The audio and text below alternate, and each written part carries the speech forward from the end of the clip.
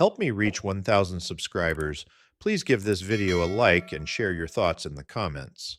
I read every single one. Thank you. My name is Henry. I'm 46 years old and I've worked as a plumber for more than 20 years. It's not glamorous work, but it's honest. It paid the bills. And by the time I was 29, it gave me something most people my age only dreamed about. I owned a small 3-bedroom house, completely paid off. My brother Steve and I built our plumbing business from the ground up, and we did pretty well. When I was 31, I met Vivian at a neighborhood barbecue. She was 27, divorced, and raising her 6-year-old daughter, Daisy. Her ex-husband was a deadbeat.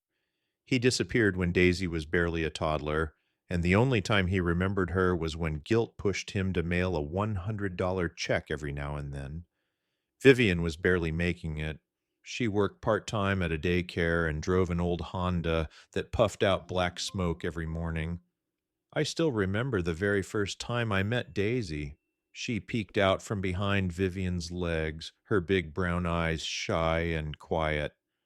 Vivian gave her a gentle nudge and smiled. "Daisy, sweetie, this is Henry." Daisy shook her head and pressed her face into her mom's jeans, too shy to speak. A few months after Vivian and I started dating, something happened that I'll never forget. Vivian had to work late one evening, and Daisy took a hard fall off her bike. The daycare called me.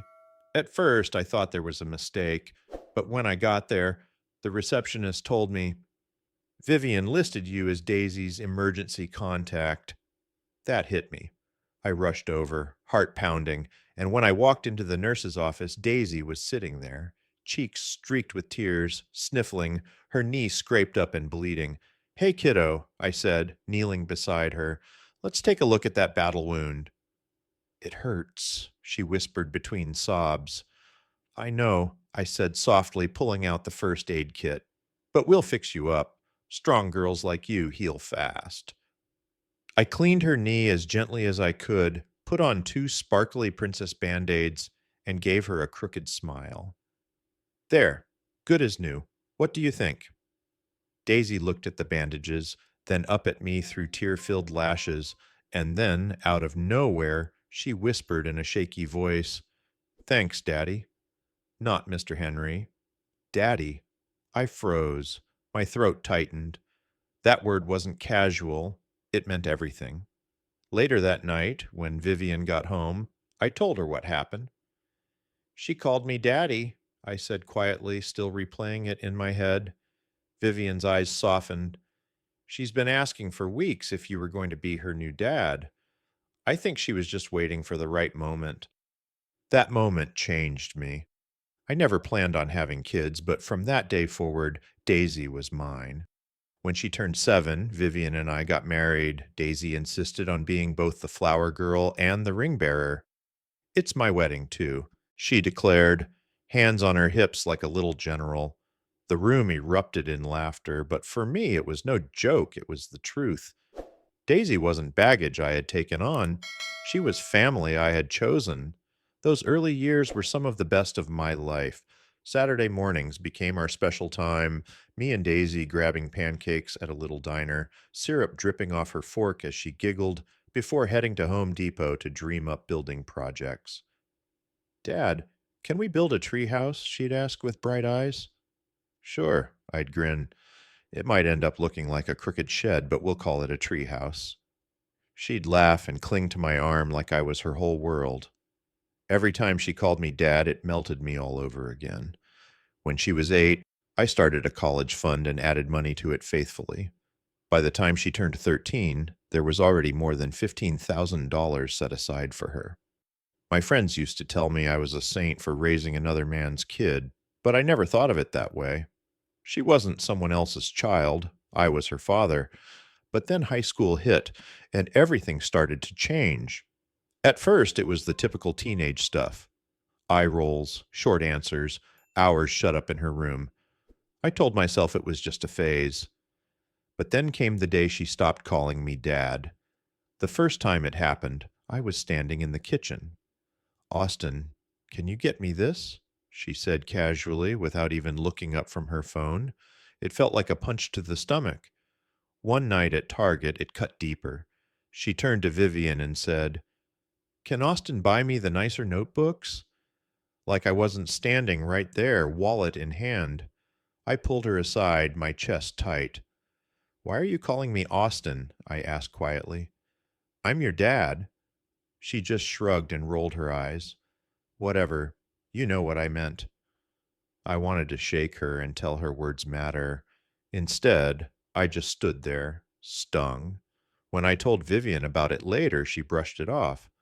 "It's just teen stuff," she sighed. But it wasn't. It kept getting worse. Soon, nothing I gave her was ever enough. Shoes had to be the $200 pair, not the ones on sale. The iPhone I saved up for was the wrong color. Her friends carried designer purses. Why didn't she have one? And every time I tried to draw the line, Vivian rushed to defend her.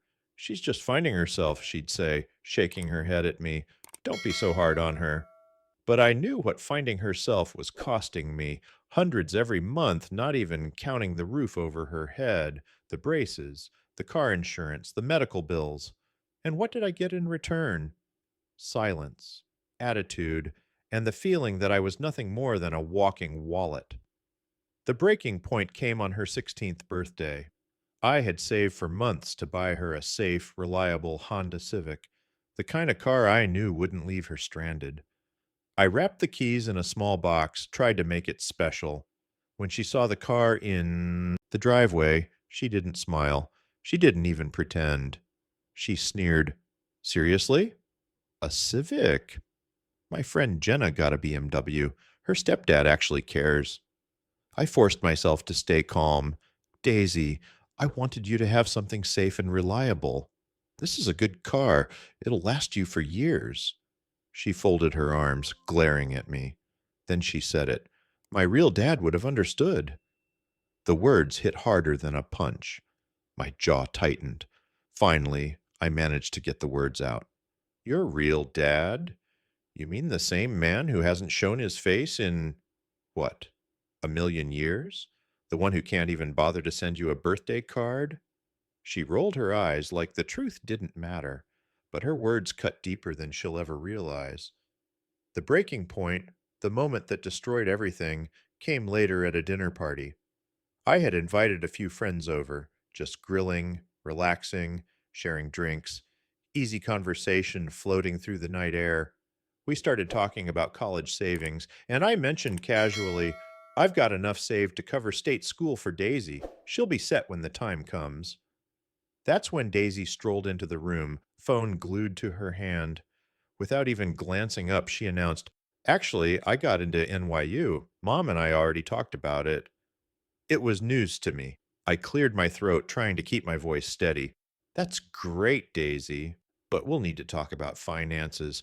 The fund isn't enough to cover New York University's tuition." She stopped scrolling and looked at me like I had just insulted her. Then, in front of all my friends, she exploded. "You're so stingy. You always make me feel guilty about money. Maybe you shouldn't have married a woman with a kid if you couldn't handle it." The room went silent.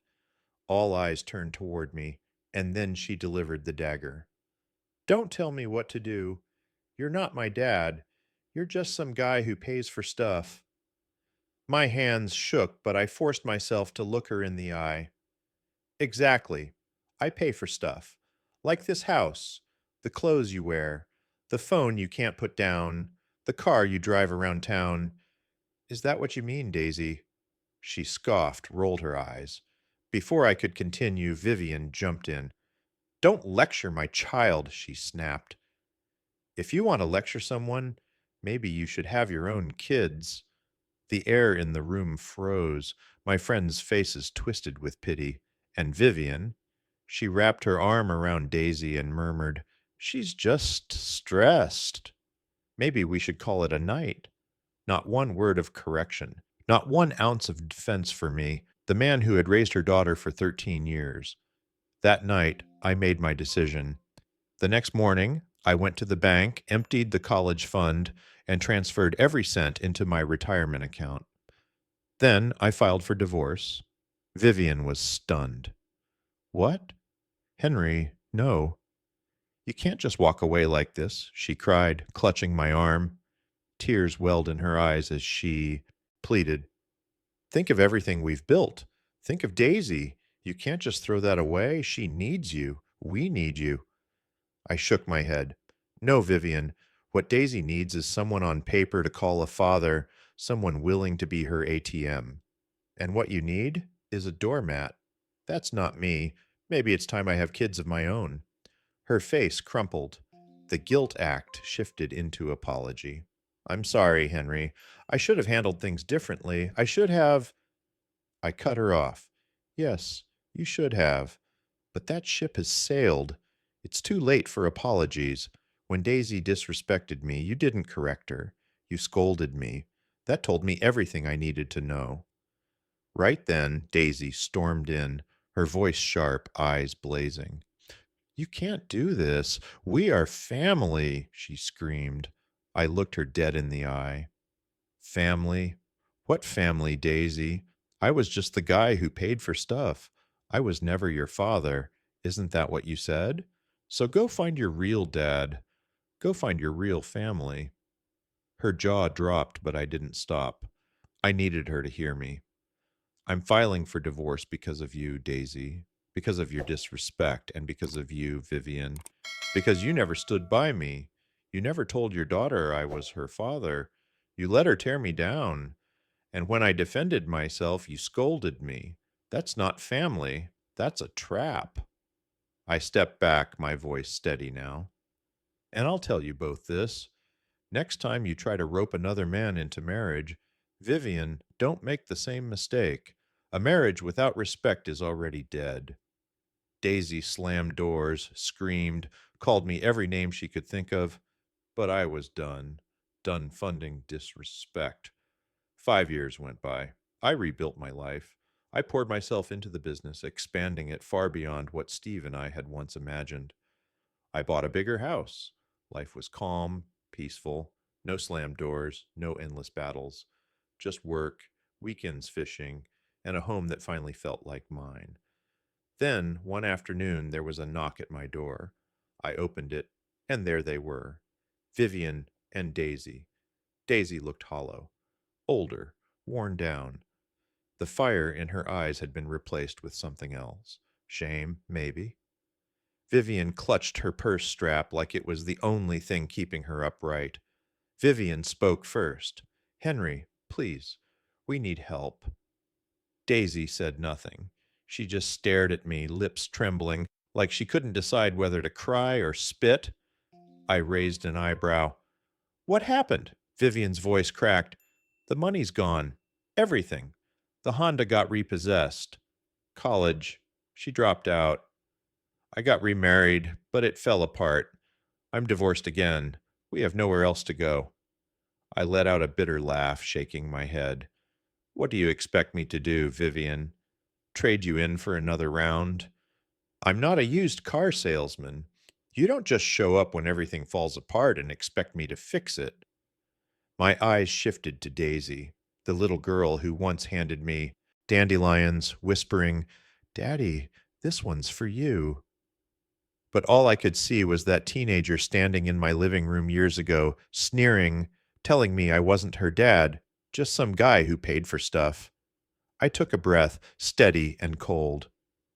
You told me I wasn't your father, I said, locking eyes with her. And you were right. Her mouth opened, but no words came. Good luck, I said, and I closed the door. They stood frozen on my porch as I shut them out. I could hear muffled voices, angry, desperate, but I didn't care enough to listen. I walked back to the kitchen, poured a glass of water, and sat at my table. For the first time in years, I felt free. The next morning, my phone buzzed. A text from Vivian. Henry, please, can we at least talk? She's still your daughter, no matter what she said. I stared at the message for a long time, thumb hovering over the screen. Finally, I typed back, No, Vivian. She made it clear I was never her father. You agreed. Now live with the consequences. Not 5 minutes later, my brother Steve called, his voice low, amused. Henry, you're trending. What? I asked, frowning. He chuckled darkly. Vivian's blasting you on Facebook. She's telling anyone who'll listen that you abandoned your child when she needed you most. My chest tightened. I pulled up my phone, and there it was, Vivian's dramatic post. A photo of Daisy at 6, running off the soccer field and hugging me around the waist, plastered with the caption, "He raised her for 13 years and then turned his back when she needed him most." Money mattered more to him than love. The comments started flooding in almost right away. Half of Vivian's friends were furious with me, calling me cold and heartless. The other half began asking questions she clearly didn't want to answer, questions I had all the proof for. I still had every record saved, bank statements showing payments for school trips, braces, dance lessons, clothes, electronics, everything. I had the paperwork for the college fund I'd been building since Daisy was 8. I even had screenshots of messages where she demanded expensive things and threatened to throw a tantrum if she didn't get them. Instead of wasting time replying online, I picked up the phone and called Vivian directly. She answered on the second ring, her voice already shaky. Austin, please, you don't understand. I cut her off. My voice was sharp, steady. No, Vivian, you don't understand. You and Daisy drained me for years and treated me like garbage. You humiliated me in my own home. And now that you're broke, suddenly I'm supposed to swoop in and save the day? Number, you don't get to rewrite history. Silence. For a second, I thought she hung up. Then I heard it, the faint sound of her crying. But in the background came Daisy's voice, as nasty as ever. Just tell him to give us the money. That's all he's good for. Vivian tried to hush her, but it was too late. The last bit of sympathy I might have had for either of them vanished in that moment. Goodbye, Vivian, I said coldly. And tell that daughter of yours she started this. I'm finishing it. I hung up. That night, I opened my laptop and pulled out everything I had kept: receipts, texts, screenshots, piles of proof. Then I recorded a video looking directly into the camera. My voice was calm, even. I told the story straight. How Daisy screamed that I wasn't her father. How Vivian told me to go have my own kids. How I was scolded every time I asked for respect in my own home. How Vivian remarried just after the divorce. I laid it all out. The video spread faster than I ever expected. Within days, there were thousands of comments. People saw through their lies. They called out the entitlement, the manipulation, the cruelty. Vivian deleted her posts, but it was too late. The internet never forgets. 2 weeks passed. I didn't hear from them again, but small towns talk. Word got around. Vivian had lost her job. Daisy had dropped out of New York University after just one semester because the bills piled up. They were evicted from their apartment and ended up living with one of Vivian's cousins. One night, Steve showed up with a six-pack, like he always did when news traveled. He kicked his boots off at the door, set the beer on the table, and sighed. "You hear the latest?" he asked, cracking one open. I braced myself. "What now?" He took a long sip before answering. Daisy's working part-time at a diner. Vivian's begging people for loans. And all those folks who defended them online, they're ghosting them now that the truth's out. I leaned back in my chair, listening.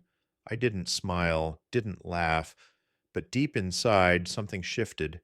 It wasn't joy, it was closure. For years, I carried the weight of it all. I blamed myself. I thought maybe I failed as a father, that if I'd been more patient, more generous, more something, Daisy wouldn't have turned on me the way she did. I replayed arguments in my head, wondering where I could have handled things differently. But eventually I realized the truth. It was never just on me. Raising a child takes both parents. You can't succeed if one parent constantly tears down the other. I tried to teach Daisy respect, responsibility, values, but Vivian undermined me at every turn. She taught Daisy that consequences didn't apply. That sense of entitlement is what ruined us. That night, sitting on the porch with a beer in hand, I finally breathed easy. The summer air was heavy, cicadas buzzing, the sun dipping low over the trees. Steve leaned on the railing, his bottle dangling in his hand. He studied me for a long moment, then said quietly, "You know, Henry, you did fix everything in the end." I frowned. "What do you mean?" He gave a faint smile. "You gave her a home when she needed one. You gave her a father when she didn't have one. And when she threw it all away, you gave her the lesson life was going to give her anyway, that nothing is free. You did your job. The rest was on her." His words hit deeper than I expected, and for the first time in years, I believed him. 5 years later, I ran into Daisy by accident. I was leaving the supply store, duct tape in one hand, receipt in the other, when I saw her across the street. She was waiting tables at a diner, her hair pulled into a messy bun, apron hanging loose. She looked tired, not just sleepy tired, tired down to the bone. Her shoulders slumped as she carried a tray. Her smile looked like it cost her something every time she tried.